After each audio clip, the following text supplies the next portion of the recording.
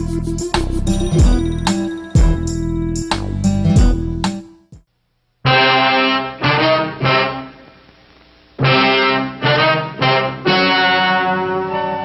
and gentlemen, the story you are about to see is true. The names have been changed to protect the innocent.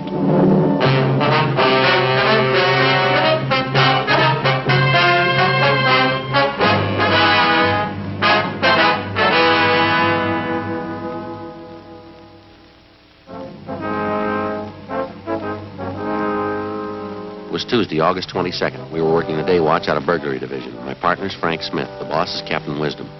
My name's Friday. A wave of thefts had broken out in the city. There was no pattern to the thieves' operations. There were no leads. The number of thefts kept growing. We had to stop them.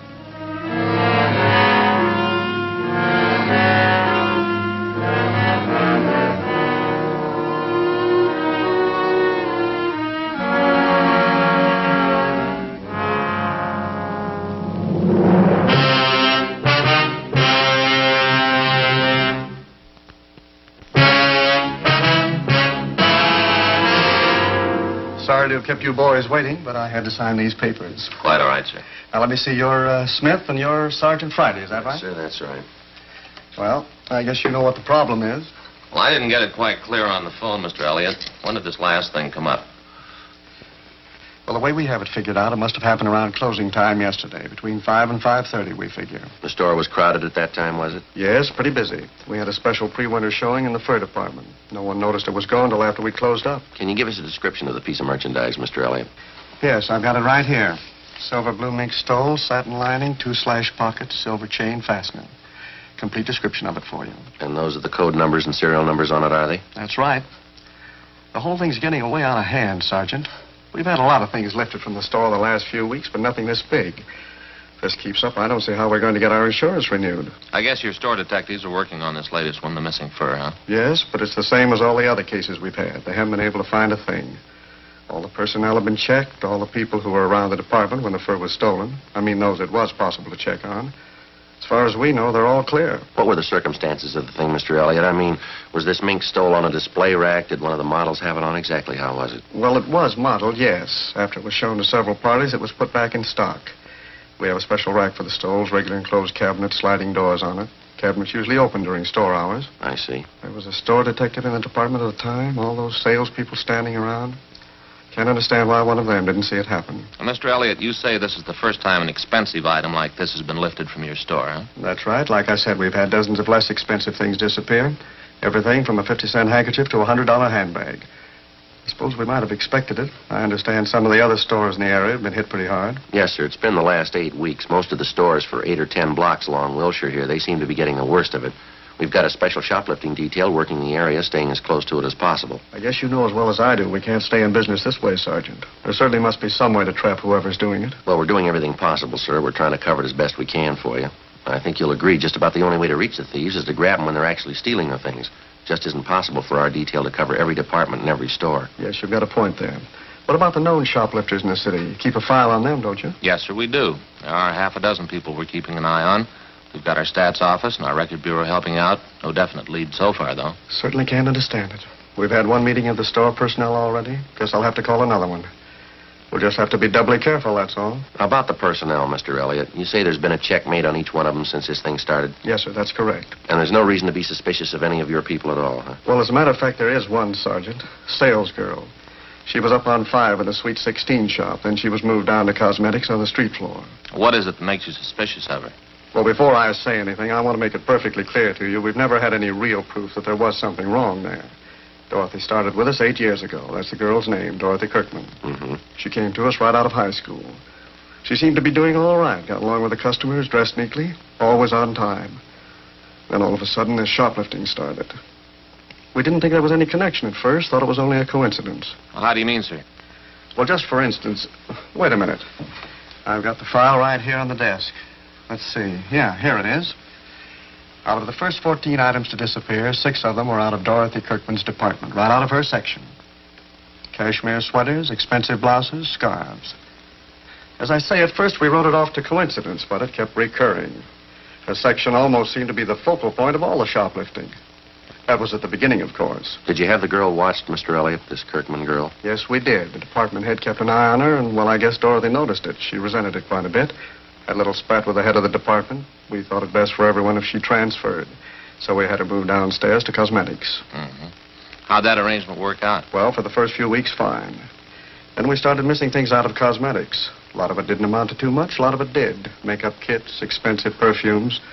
This time we called her in, tried to talk to her about it in a nice way. She got very resentful. She denied knowing anything about it? Yes, she got very upset. Of course, there is one thing I will say. The items in cosmetics are on display all over the counter. It's fairly easy for anybody to pick them up.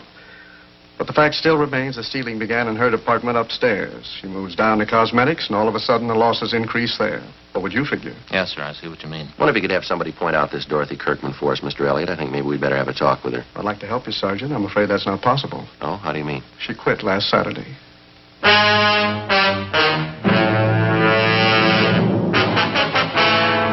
We got all the information available on Dorothy Kirkman from the store's personnel files, and then we called the office and gave them a description of the stolen fur. We asked them to check the Kirkman girl through R&I. We contacted the shoplifting detail out of forgery division and filled them in on the developments. She had no previous criminal record. Before we left the store, we went to the fur department, talked to all the salespeople concerned, but we were unable to come up with anything new regarding the theft of the silver blue mink stole.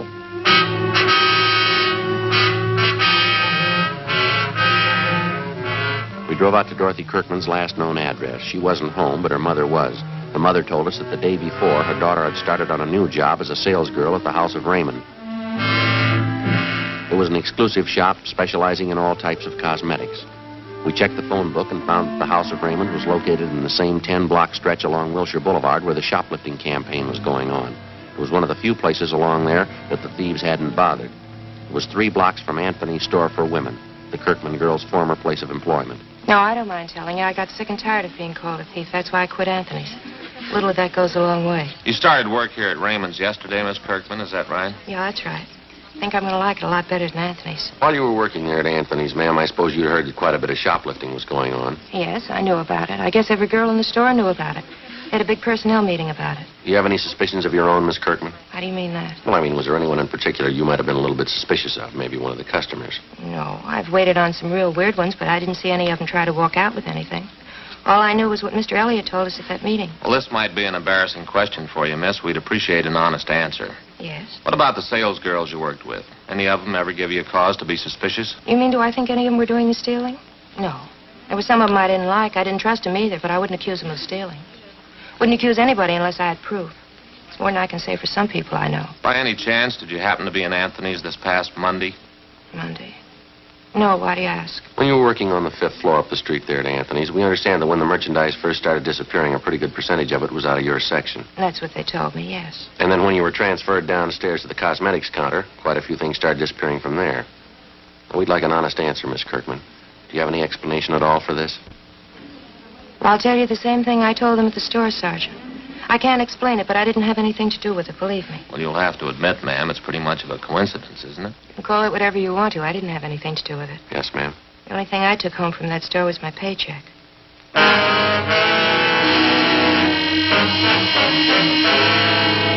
4:38 p.m. We finished questioning the suspect, Dorothy Kirkman, and Frank and I went back to the office and made arrangements to have the girl kept under temporary surveillance.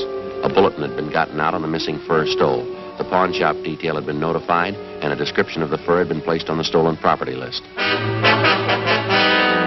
The following day, along with officers Paul LePage, John Wood, and policewoman Gladys Young, we continued our investigation of the latest shoplifting complaints. It went slow, a lot of legwork and no progress.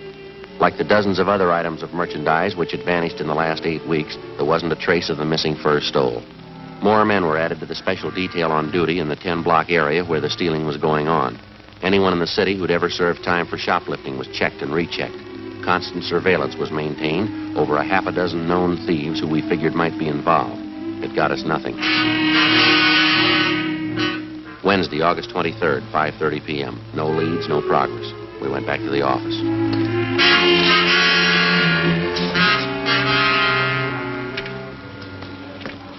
Hey, Joe, Skipper says it's going to rain before tomorrow. All right? Yeah. I hope I get home before 6 o'clock. I want to get out and see that shoe repair man in our neighborhood. Why? What's the matter? Boy, what a salesman. I went in there the other day, and he says, Smith, you're an officer. You're on your feet all day. I said, yeah? He said, yep, you need some help with your feet. I said, Charlie, what do you mean I need help with my feet? He said, well, you're a cop. You're on your feet all the time, and so how about a pair of arch supports? Well, that's nice. He doesn't call them arch supports, though. Got a new name for them. What's that? Metatarsal supports. Bone down here in your foot. Yeah, I know. Call them you know that? Yeah. Metatarsal? Well, he said, put one of them in your right shoe, you'll be all right. What was that again? He said just to wear one of them. Put it in my right shoe, I'll be all right. Well, how's it working out? Miserable. Feels like I'm walking around with my foot in a bucket. I get it. Burglary Friday. Oh, yeah, John. You did it. Where? When? Yeah. Okay. Yeah, thanks, boy. Bye. Yeah? It's Wood. He thinks he might have something for us. Yeah. That mink fur. It's just been found.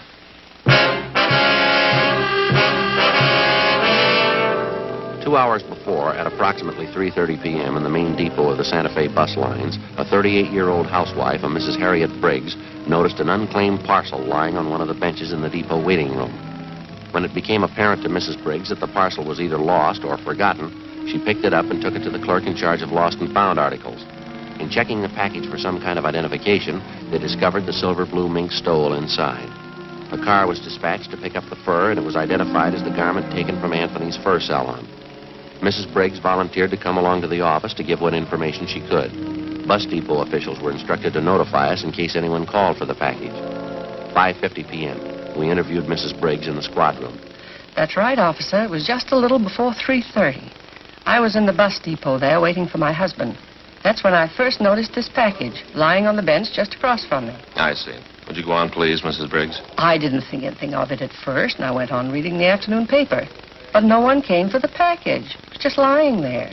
It was there a long time. How long would you say, ma'am? I mean, before you picked it up and took it to the lost and found clerk? Oh, I'd say 20 minutes, half an hour, that much at least. I left it with the young man at the counter there, and I told him I'd be back to see if anyone claimed it. Well, when I did get back, that's after I'd had dinner with my husband, Carl, we found out what was in the package. It's certainly strange. Don't you think, officer? Yes, ma'am. Did you happen to notice who it was that left the package there? Well, I'm not really sure, officer, but I think I know who it was. A short woman. She had a brown jacket, if I remember rightly. I think you'd say she was in her late 20s or early 30s. Have you ever seen this woman before, Mrs. Briggs? No, I never did. Very attractive. As I recall, she wore glasses. Anything else about her you might have noticed? Let me think. Oh, she had dark hair. Remember that much. Real pretty hair. And you're sure that this woman you describe is the one who left the package there? Well, if I remember rightly, she was the only one that sat across from me. Guess it must be her. If it wasn't her, I don't know who else it could have been. All right, Miss Briggs, thank you very much. We appreciate it. That beautiful fur. I know that woman must be just sick about losing it. I certainly hope you find her, officer. Yes, ma'am. So do we.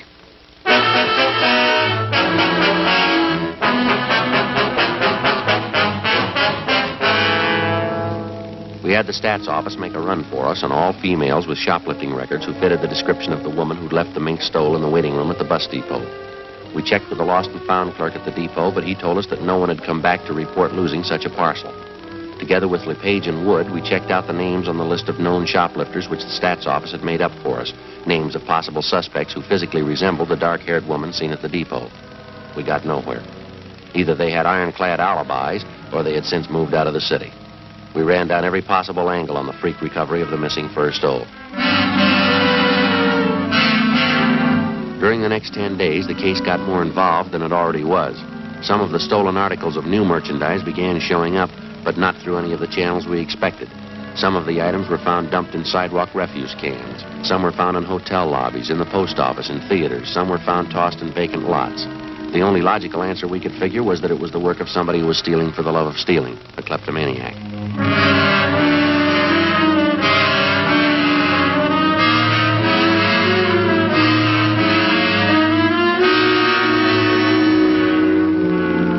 Tuesday, September 4th. A 15-year-old girl in one of the exclusive residential neighborhoods reported finding 2 parcels containing women's clothing and expensive costume jewelry. They still had the price tags on them. Frank and I drove out to talk to the girl, a Patricia Denvers. Where'd you happen to find these things, Patricia?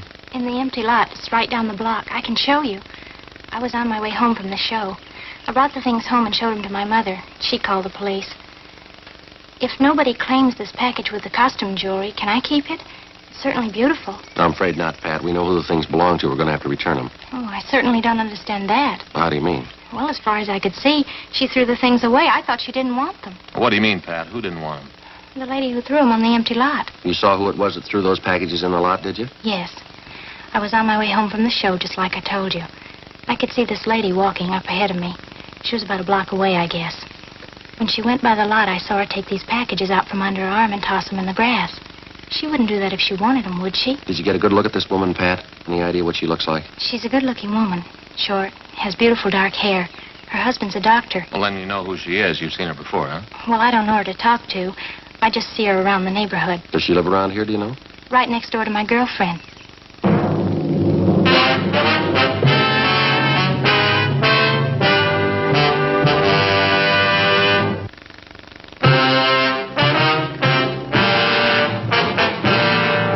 Tuesday, September 4th, 5:15 p.m. With the help of the 15-year-old girl, Patricia Denvers, we got the name and address of the woman who had been seen tossing the parcels of stolen merchandise into a vacant lot in the west end of the city. The woman was identified as a Mrs. Virginia Sterling, the wife of a Dr. Bruce Sterling, a fairly prominent young surgeon with offices in Beverly Hills. Mrs. Sterling and her husband had no children. They leased a richly furnished house in a residential section of the city that was considered better than upper middle class. We checked Virginia Sterling through R&I, but she had no previous criminal record. The next day, with officers LePage and Wood, we covered the various stores along Wilshire Boulevard that had been victimized in the recent shoplifting campaign. We found that Mrs. Sterling had charge accounts at almost every one of the stores.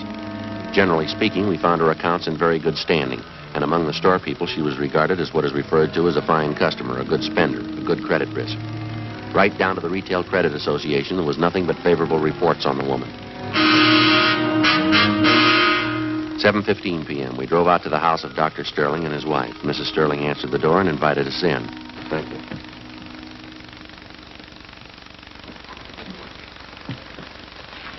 Would you like a drink? No, thank you. No, thanks, ma'am.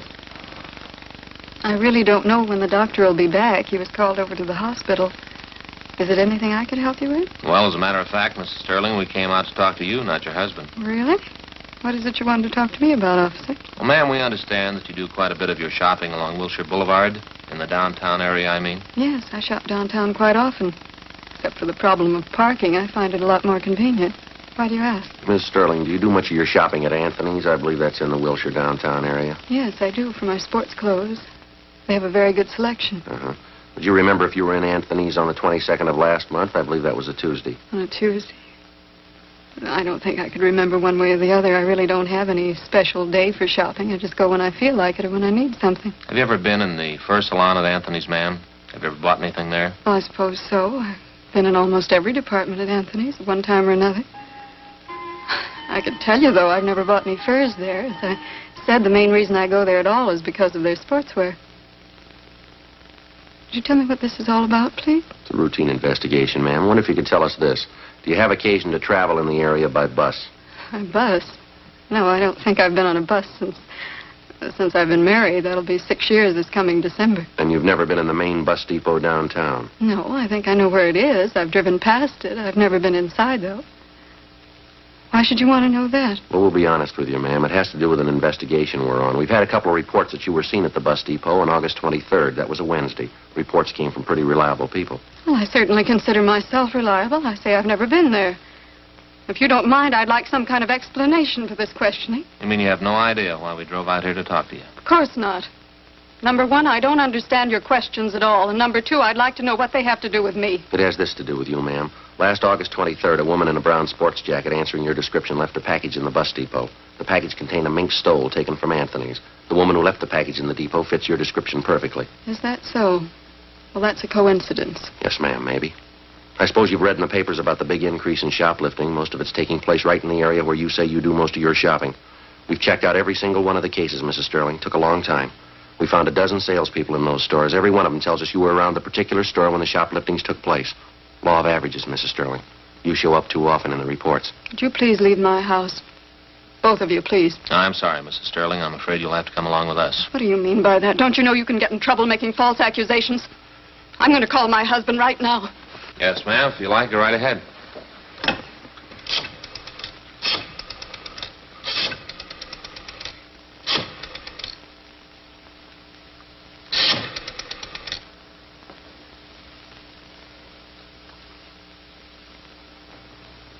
Sergeant? Yes, ma'am.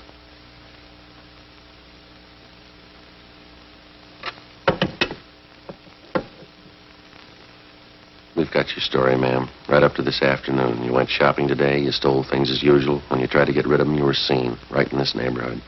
The vacant lot down at the next corner, you threw the stuff away there. Somebody saw you. They didn't know it was me. Yes, ma'am. They knew it was you.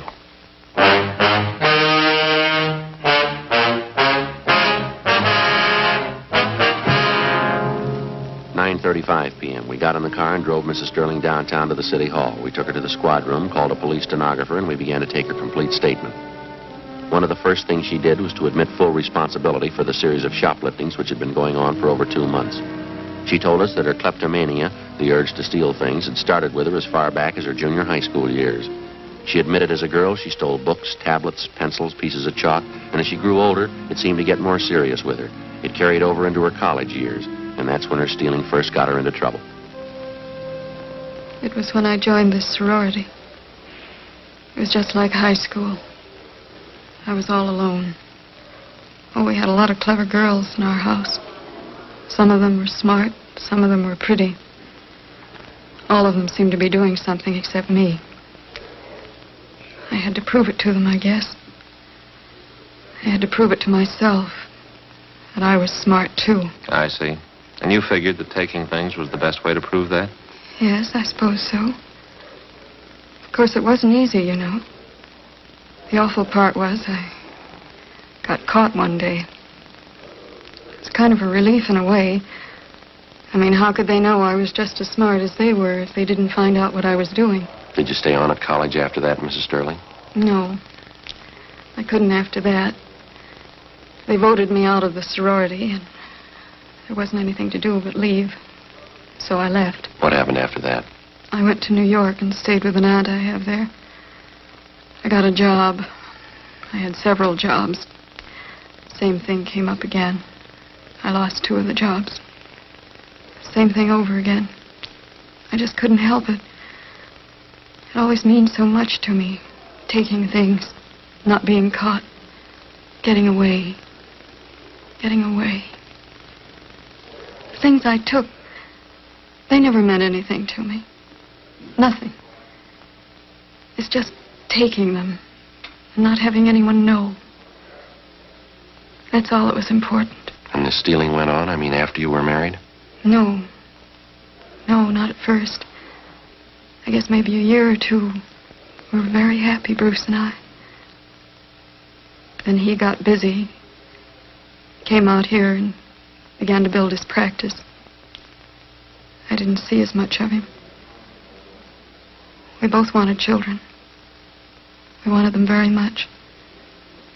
There weren't any. Bruce began to spend more time away from home. It's just like before. The same thing. I wasn't important. I was all alone again. There wasn't anybody. You know what I mean, don't you, Sergeant? Yes, ma'am. There ought to be an answer someplace. There isn't anything worse than being alone. There has to be an answer someplace. There is, but you won't find it in jail.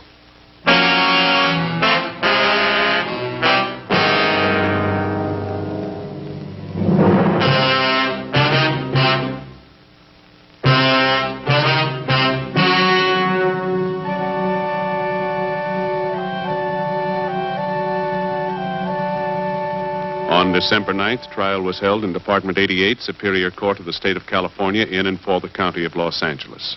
In a moment, the results of that trial.